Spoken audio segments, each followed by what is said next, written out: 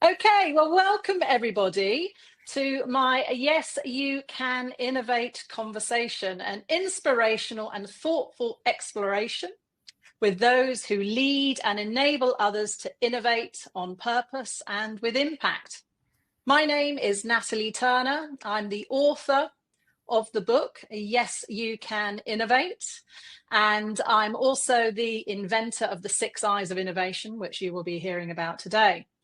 Now, I'm very excited today to be here with Rochelle, and our session is called From Corporate Marketing Director to Innovation Catalyst, and it is with Rochelle Barreto, founder of Fractional Fusion, and we're going to have a very exciting discussion about Rochelle's journey.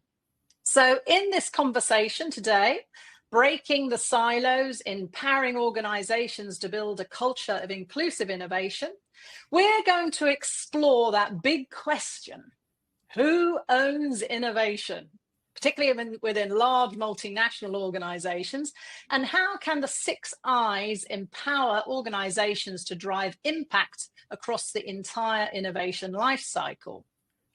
So we're going to look at how we can unlock innovation potential beyond the core departments like R&D, marketing, product management, development, to enable every individual to foster a culture of innovation and growth.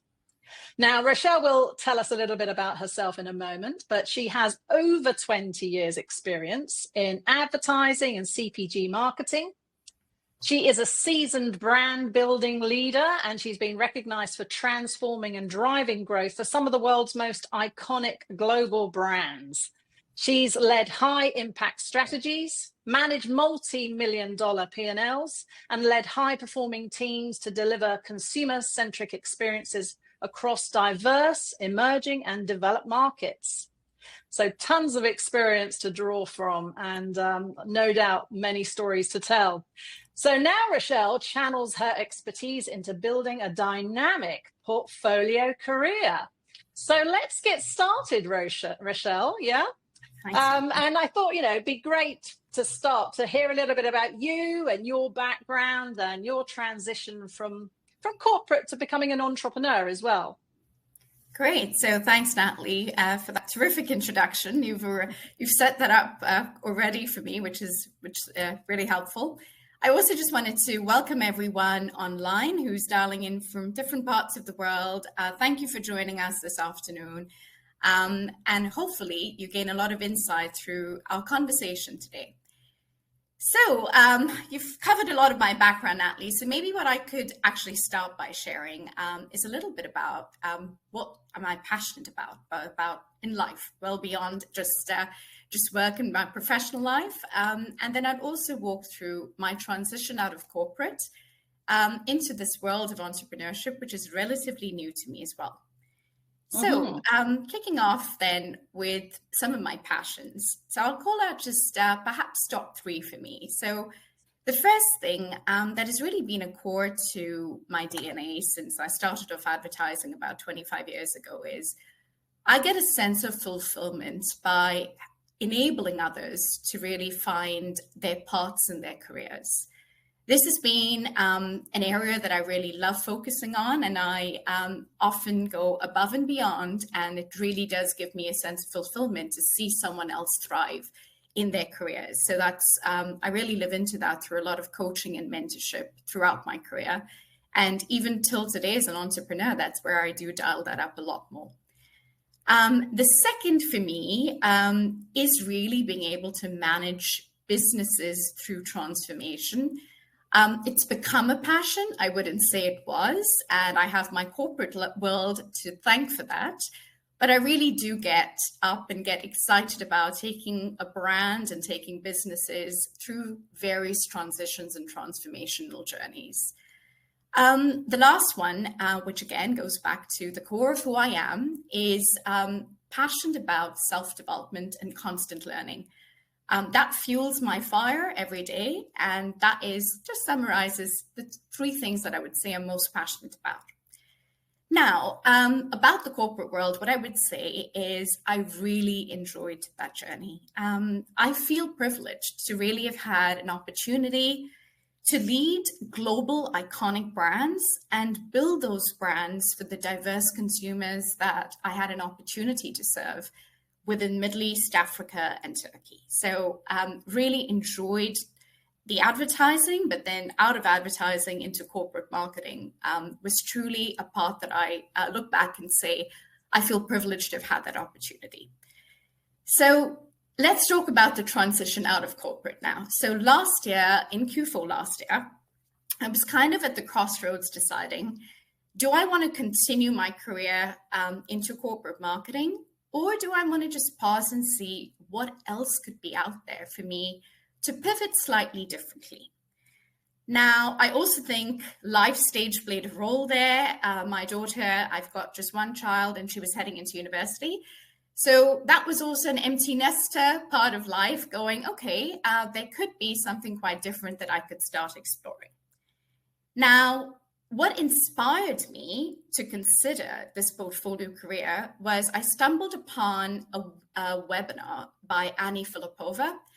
And for those of you who might not know Annie Filipova, she comes out of more than 20 years as well of a career in Citibank, around the world, and then started pivoting a couple of years ago to building her career portfolio. So that's the first time I actually stumbled upon a portfolio career for the first time. So taking that inspiration from Annie's webinar, I then put down a bit of guardrails as to what do I really want for my next stage in my career. And what I did was write down 2 criteria. The first one was focused on diversity. And having been in CPG and managed the same business unit for the last 5 years before I left the corporate world, I decided that I needed a different challenge. So I was quite intentional around diversity being one of my core criteria.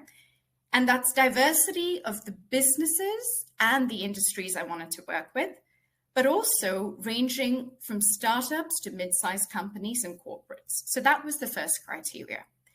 The second criteria for me was one on freedom. And this was around freedom of choice to decide what businesses do I want to work with, but also who do I want to partner with. And I will say that's the one thing that corporate doesn't often give you an opportunity to. So that's where diversity and freedom of choice were the 2 criteria.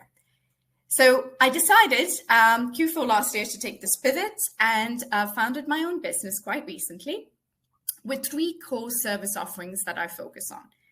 The first is building on my marketing and business experience and being a fractional CMO, working with startups and mid-sized companies, all the way from strategy to in-market execution, but also to living into my purpose of helping their teams develop skill sets on leadership, but also in marketing.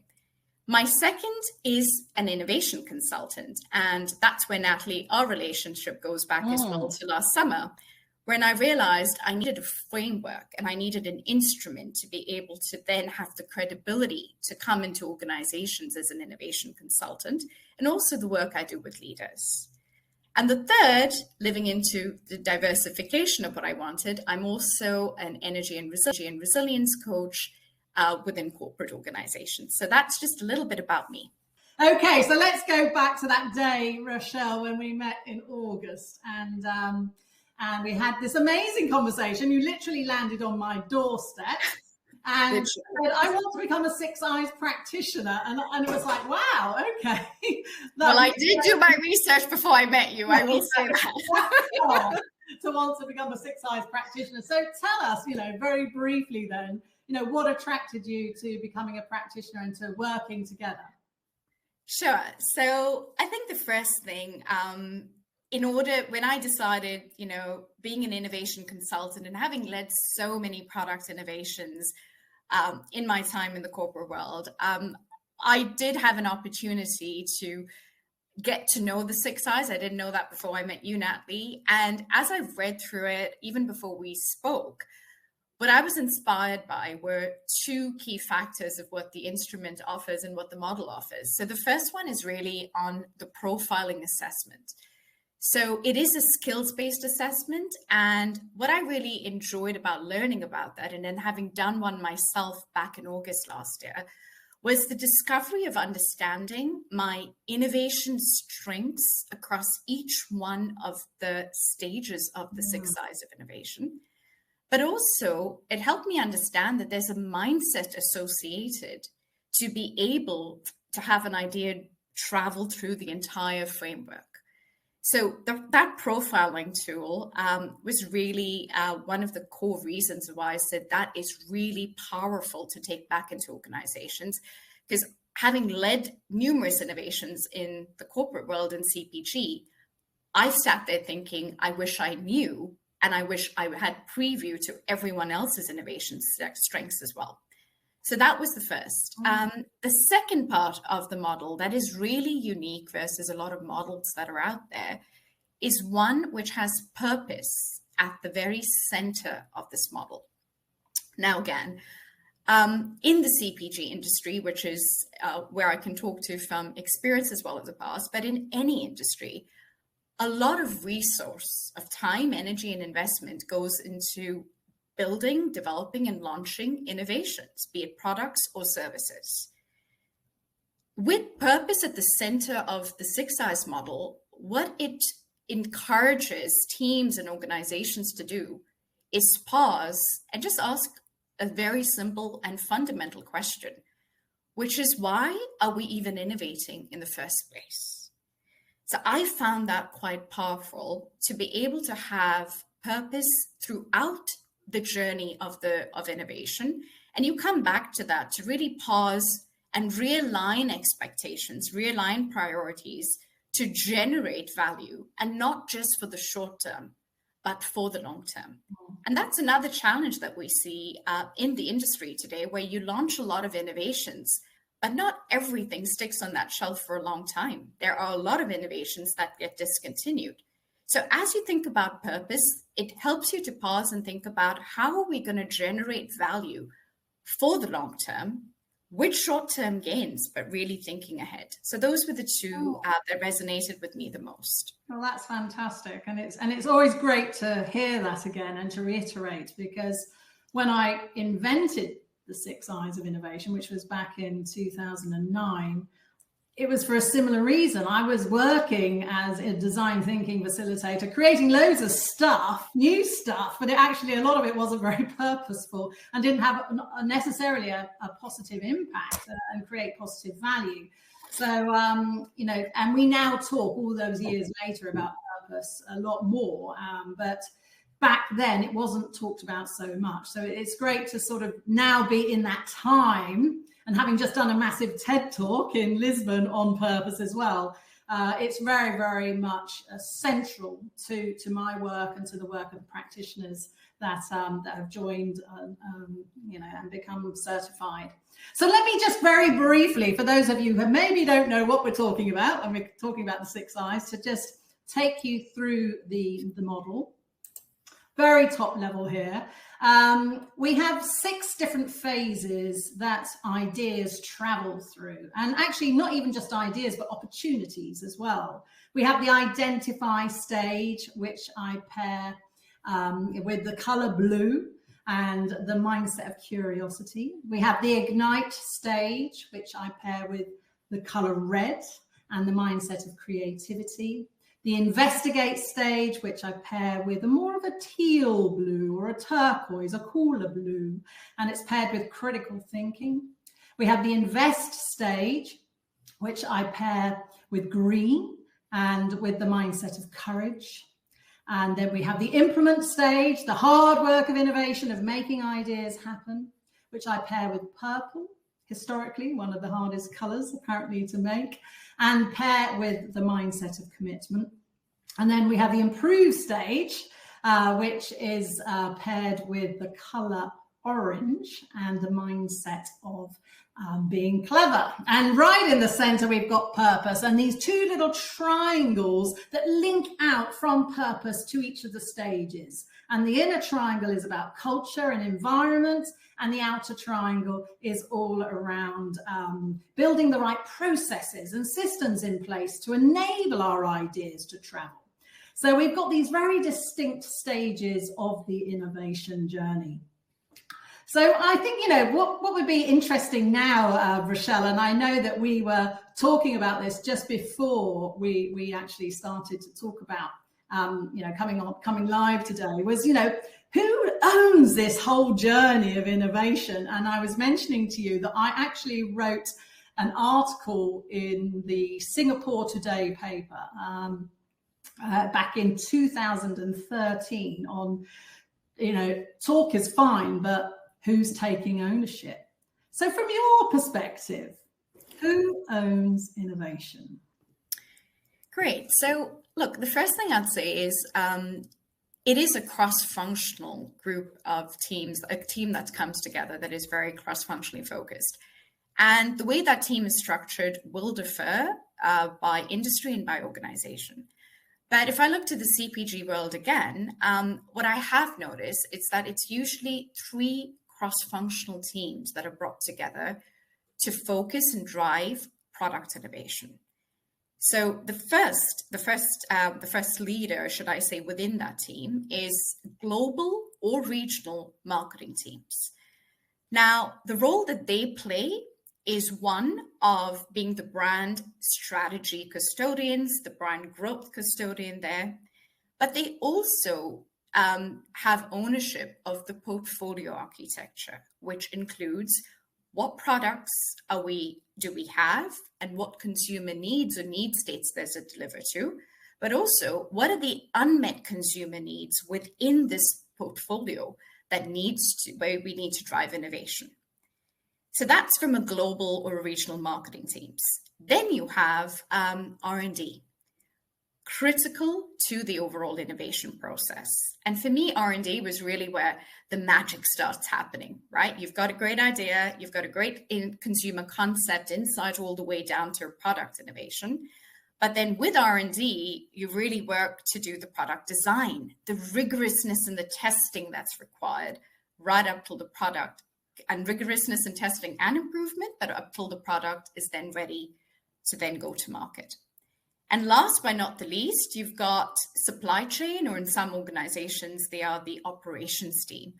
And what they are responsible and what they own is the demand planning, but also the strategic sourcing. And that can be the sourcing of the raw materials needed for that innovation to materialize. So those are the 3 core functions in terms of where I see product innovation and CPGs being owned. Yeah, absolutely. And I think that's important, that last point as well, about, you know, particularly in those types of functions. And obviously what we're talking about today is, you know, innovation as a broader capability, you know, within those functions, but also, you know, spanning out into other parts of the organizational structure. So let's dive a little bit deeper, you know, because you are a marketeer and you've got tons and tons of experience from global marketing. You know, from your perspective, you know, marketeers are shaping, you know, the innovation pipeline, but what if their role could go even further? You know, what are your thoughts about how marketeers can spark more innovation across teams to fuel business growth? So I guess that's another passion of mine, and how I would often refer to marketeers across the corporate world, but there is a little bit of truth in what I'm going to share. So marketing as a function is truly the heartbeat of an organization. And this is debatable. But the reason I say that is because marketing's role and function is a bridge between the brand and the consumers that we serve. So what I see is that marketing is really at the intersection of being an innovation catalyst in an organization to fuel ideation, to fuel diversity of perspective across departments.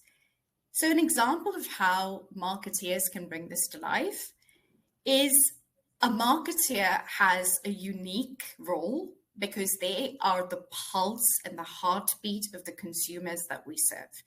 They sit on a lot of data. They understand the shifts in consumers' consumption behaviors, the shifts in the market dynamics, both in terms of research, but also in terms of real-time data and insights that you get with social listening tools. you get by simply walking the shelves. And I used to enjoy that, being out in the trade and really looking at how shoppers shop the categories. That's where a lot of insight is generated. So what marketeers that I can see them do better and do more of is to really harness those insights, identify new trends, identify new growth opportunities, and share that knowledge and insight with other departments like R&D, like supply chain, and even HR, because that can then drive ignition of ideas, ignition of new ways of working within the organization, all in service of the consumers we serve. So that's really where I see their role as an innovation catalyst, well beyond just the marketing department. Oh, that's lovely. Absolutely. Having worked in marketing and corporate as well, I know that, that connection to the consumer or to the customer, to the end user, whatever it is that we're actually creating, is really that heartbeat, as you say, and bringing that in and influencing and catalyzing innovation in a broader sense, and helping that customer centricity, that mindset of customer focus, is a fundamental part of the role, I believe, to help spread the enthusiasm around within an organization to innovate more effectively. So let's think about now then, we talked about a little bit about the model. Obviously, this is very top level, but as we go into the profile, because that was another area that you really have said that you have taken a lot of value out of and are now, using in your work. Let us dive a little bit into that next. And for those, again, who aren't aware of the 6 Eyes profile, let me just share with you Rochelle's results here. And I will just take you through the mechanics of what we're measuring, and then Rochelle can expand on it from her perspective of what this sort of means to her in her work. So first of all, we measure 36 different discrete skills across the innovation journey of the 6 Eyes.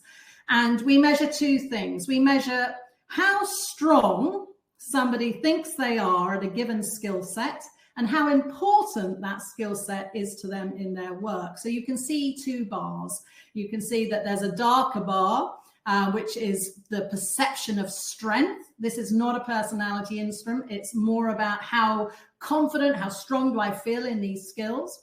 And then the second bar is lighter, and that is measuring importance. The first bar, the strengths, these are norm scores. So they're scored against the database and the data set behind the whole of the instrument to make it robust and reliable. And the second, the importance score is what's important to that individual in time. And as we all know, our strengths and our skills can be enhanced, we can develop them. And also what's important to us will shift and change depending on our role. So that's what we're measuring here. So Rochelle, tell us a little bit about how this plays out for you, in your work, and particularly as you've now moved more into an entrepreneurial role as well. Yeah, sure, Natalie. So I think the first thing I will say is, like I said, I had done this profile prior to being certified as a practitioner. And I have seen a shift in my own core strengths. So, for example, my top 2 strengths when I was in the corporate world still was identify and implement. And that's the role of what I played. Funny enough, as a marketeer myself, and this is the misconception that I realized as well, my ignite was really low, much lower than what you're seeing today. And that is because I had teams driving that process. So I did not really need to tap into that skill set back then. But now fast forward into the world of entrepreneurship, where you're kind of doing everything on your own.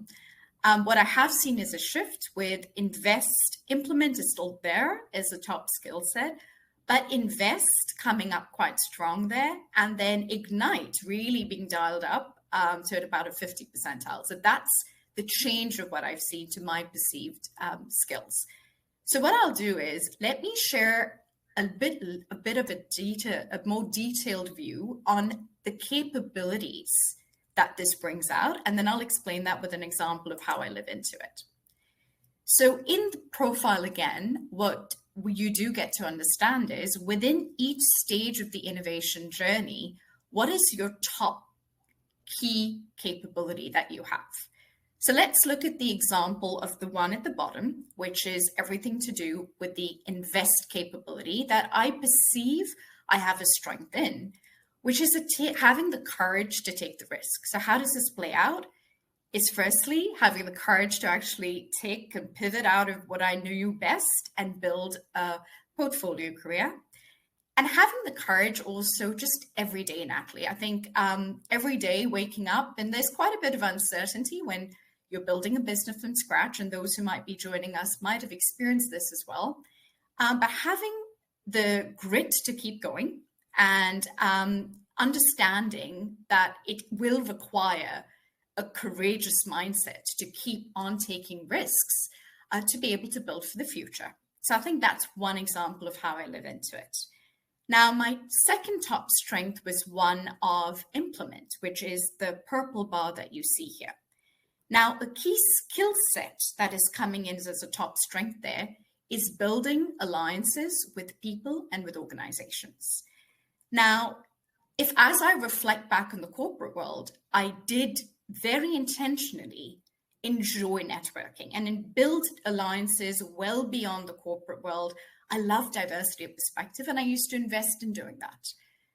What I realized when I got out of corporate is I needed to dial that up even more. So just two things of what I did to really implement this into my ways of working. I immediately joined the Global Marketing Society, which was actually a decision I regret I didn't make a lot earlier, if I'm honest. And that has really fueled my hunger for learning and self-development. But also, I've really built some amazing connections and get diverse perspectives that fuel me to think differently about how I even manage and grow my business. The second is realizing as an entrepreneur, it is quite lonely. I joined a Female Founders Society here in Dubai, and that has given me a breadth of understanding of how do I innovate in something as simple as managing my day-to-day operations? What can I outsource? And then how do I build core capabilities and build partnerships to be able to drive my business forward? So that's just two examples of how these strengths of innovation is how I live into it every day. I love that. And I think it's, important. And this is one of I think the differentiating factors of the 6 I's in terms of, looking at how we innovate is that we're not just this or that. I think a lot of the time people think, oh, well, if you're creative and you're the igniter, you're the innovator, if you like. But if you're the implementer, the person that gets stuff done, then you're not really the innovator, you're just an implementer.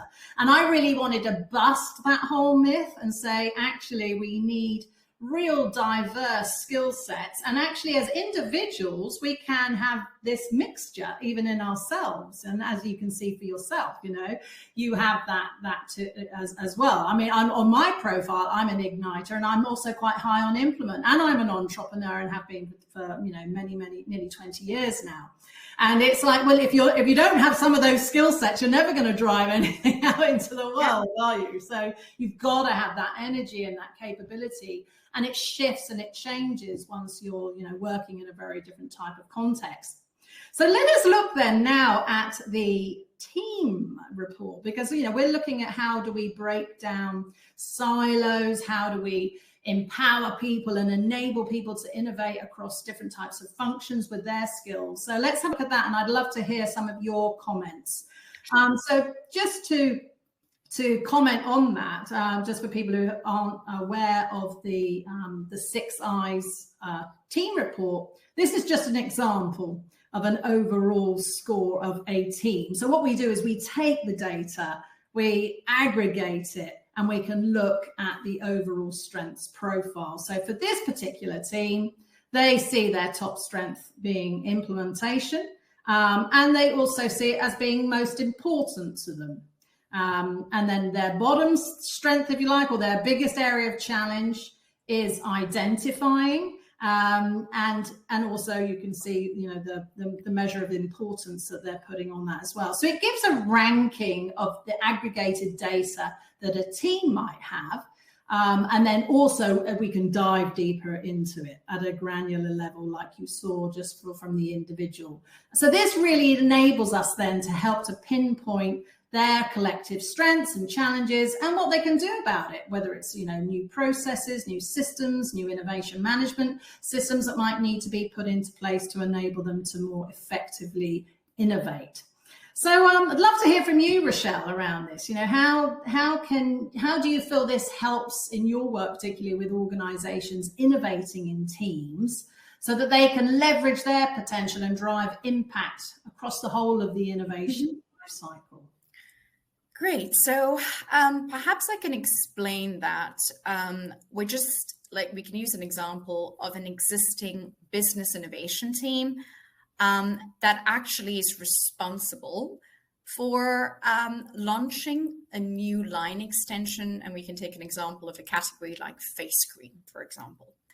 Now, this team is already assembled cross-functionally with leads from R&D, from supply and ops, from marketing, to be able to take responsibility from ideation all the way to in-market execution. So a team that exists, and they work within the framework of what an organization already has as an innovation process and a governance model that you see in a lot of organizations to manage the innovation process.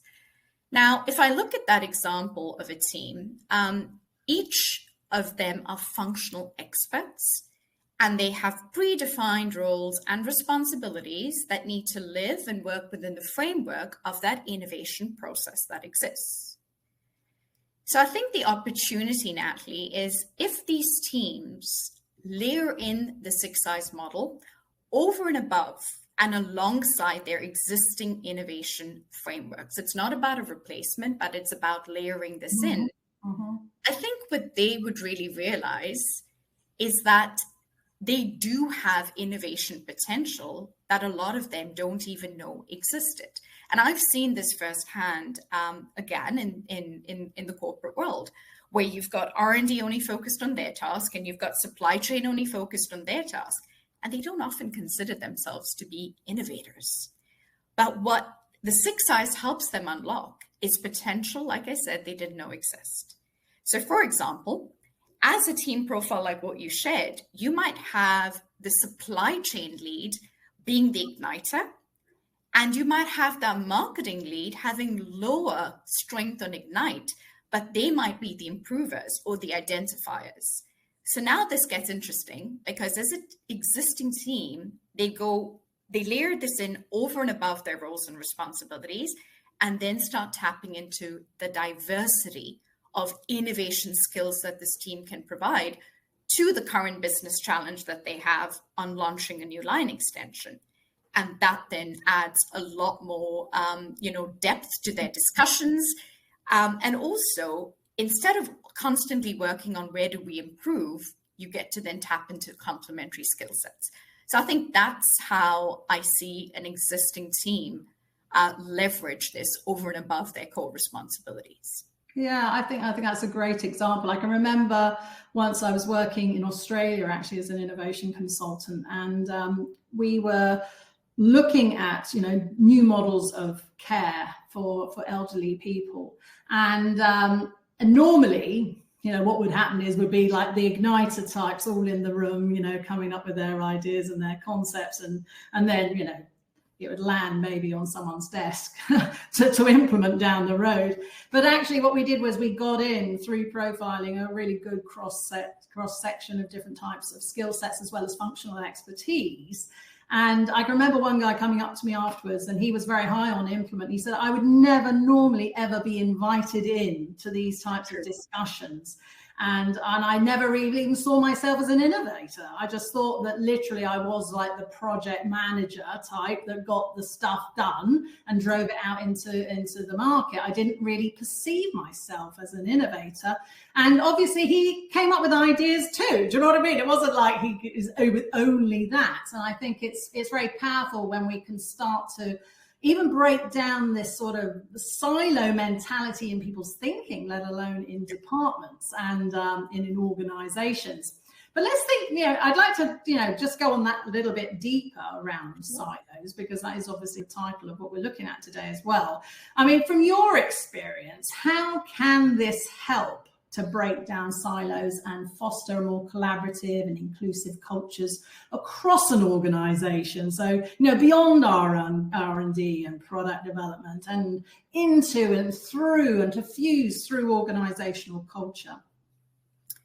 Yeah, so I think what I have seen, having delivered this for a couple of teams now, is if we zoom out from existing teams, and the example I just shared was one that already exists to drive the innovation and product innovation in an organization. But if we zoom out and take an organization overall across departments, I think the opportunity is really just through simply profiling individuals and teams across the organization. Mm-hmm. Consider in the world of CPG, regulatory, the supply chain teams, the finance teams, which is often always, like you said, they're siloed into how we perceive their skills to be, and we really don't tap into them outside of their core area of expertise. So I think just through profiling, what this provides is an awareness and a self-discovery of innovation strengths, but also provides a layer below, which is all about what capabilities are you really good at naturally within each stage of the innovation journey. And it helps dispel a myth, Natalie, where innovation is often perceived with creativity and ideation, full stop. But I think the beauty of the 6 Eyes model is that it's so much more than just an idea, because an idea is great, but unless it's tested, unless it goes through the investment needed to make it work and then get implemented and constantly improved, it just remains a great idea. So I think that's where I see the power of breaking down silos, providing a common framework, a common language, and that helps leaders in an organization to look well beyond just core departments to drive innovation, but to really start building the culture of innovative thinking across every single department. And that's when I think this becomes really powerful. Absolutely. And I think, within, getting sort of innovation more into capability, thinking about innovation as a way of thinking and a way of working, and obviously having a good system that supports that as well, then obviously enables everybody to start to think of themselves as innovators and as contributors. And it may well be that they're working in incremental areas, but they could also be working in more radical areas of innovation as well. And it's, knowing the sort of the scope and the scale and how people can contribute their skills unlocks so much more potential. And, being able to see that and measure that and give a way to facilitate those discussions, I think is really valuable. So let's just touch, we've just got a couple more questions for today, but let's just touch on your work now as a fractional CMO and an innovation consultant. How are you incorporating all of this now into your work? You've gone through the certification process, you've done all your learning there, you're combining it now with other things and all your deep expertise in marketing. So how is it working for you? Yeah, so I think as a fractional CMO, with the 6 Eyes framework, it really helps me serve organizations from startups all the way up to global corporate organizations to help them and support them to embed innovation as part of their culture. And my purpose is really to move away from these one-off initiatives that innovation is often associated with, but to build it as an organizational core capability, which is more important today than it's ever been before. At the pace of change, radical disruptions that are happening with technology, it's about really helping them understand that you've got to look well beyond one or two individuals or departments to be able to drive that. So that's where I really use this framework with the work that I support organizations with, from startups all the way to global corporates. Now, I also use it with leadership development, and the focus there for me is helping leaders firstly discover their innovation profiles and their core strengths, helping them also understand, and in these capabilities that you have up, there are core capabilities, 3 of them linked to the role of leadership and what they play. So that provides them with an opportunity to understand, how can we play a role to drive innovation culture within this organization? How do we help support our teams and even the broader leadership teams to look well beyond and look outside at opportunities to then be able to harness them into creative ideas and execution. So I do that work with leaders and also work with them, not just on the theory and on understanding their profiles, but to put a very clear leadership development action plan in place that they can take into their day-to-day work. So that's just two ways of how I support organizations with the work that I do and individuals as well. Yeah, that's great. It makes me think, when I designed this questionnaire, back in 2009, and obviously it went through a lot of development and testing, I wanted to build those elements around culture and leadership into, it's a relatively straightforward questionnaire. It's 36 questions asked twice, but to build more complexity into simplicity, if you like. And I focused on those three elements of leadership, innovation leadership, being able to lead other people to innovate across the 6 I's, so to lead within implementation, to lead within improvement, etc. Open innovation and collaboration, because I think we often think of open innovation as a front end type thing that happens, in the identifier or the ignite stage, whereas open innovation and openness is fundamental across the whole of the journey that an idea might take. And this culture building, building the culture that enables other people. So it's wonderful that you pulled that out, in particular in helping leaders understand that there are different ways to lead innovation, and leading with the skill set that they have, and raising profile around that is really important. And Natalie, just to build on what you just said, I think some of the leaders that play back say, oh, well, we often think of it as a process of innovation. Yeah. From the starting point, start to end, very, very linear process. But when they do their profiles and they sit with it, they go like, oh, we never knew that we have a big role to play in how we develop an organizational culture of innovation. And that's really eye-opening as you do the profile as well. Yeah, absolutely. So, well, our time is up, really. We are a little bit over because of a bit earlier, but never mind. Thank you, everyone, for hanging in there with us. So I'd like to just ask, and we'll share a few links and have a look at the comments in a moment. And if anyone's got questions they want to ask, then please pop them in the chat as well. But Rochelle, if you were to leave our audience today, our participants that have given their time today, what 3 messages or what few messages might you leave with them to ponder, to think about? I think we've shared a lot already, but I think there's just one message I would like to leave everyone with on this call today. So the first thing is that take a moment to reconsider how innovation can move from being one-off initiatives to fuel the business growth, generate value for your organizations.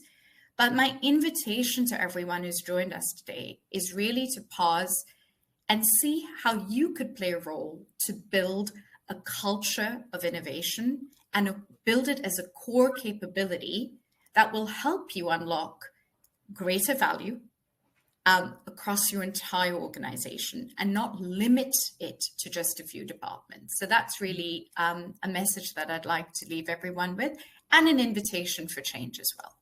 Wonderful. Thank you very much, Rochelle. Thank you. I really appreciate the time that you have spent with us today. So there are a few comments, and I would like you, Rochelle, if you don't mind, if you wouldn't mind reading some of them out, and we can see what people are commenting on. Yeah, so let's start with Neil up front, since I have it first up here, which says, best thing ever when talking about the 6 I's is when people have that light bulb moment that they all play a part in the innovation journey, where previously they did not think of themselves as innovators. So true, Neil. And having been quite new to this process as well, I've seen that firsthand. So thanks for sharing that. Andrea I love that it is a strengths-based approach first, rather than assessing gaps as a first priority. So thanks for sharing that, Andrea. And then I'll go to David as well, which is personal and team innovation profile, purpose in the center. And I would also add a completeness of the iterative innovation journey, from identifying the situation and issues to implementing an ongoing improvement of innovation. Really well said, David. Thanks for sharing that. So yeah, those are just some of the conversations. Then thank you so much for engaging with us today as well. Sorry we've run a bit over, but does anyone have any questions for Natalie, for me, anything that you'd like us to address as well? And while you're doing that, I'm going to just share a couple of links. I mentioned earlier an article that I wrote for the Today paper in Singapore about who owns innovation. So I'm just going to pop that in the chat. Hopefully that will come up. So if people want to have a read of that, and actually all of the articles, I was a columnist in Singapore for a few years, are all on my Yes You Can Innovate website. But that one I think is very interesting. So have a read of that. And interesting, isn't it, that we're now in 2025 and we're having a conversation about who owns innovation, all those years later. Rochelle, do you want to put up the masterclass? Sure. On my website, on our website, on the 6Eyes website, we have a free masterclass. It's a pre-record. You can go online. I'll put it into the chat as well. And yes, you can put that in. Yes, it's about 20 minutes or so. Share it with your teams, and it'll give you an overview of the 6 Eyes in a lot more detail. And also, Rochelle and I are planning to do a Yes You Can Innovate session. So this is a 90-minute deep dive into the 6 Eyes, and you also get a copy of the book and your profile, and you can, obviously meet other people that are interested in learning more. So we will send you details about that, but we plan to do that in June.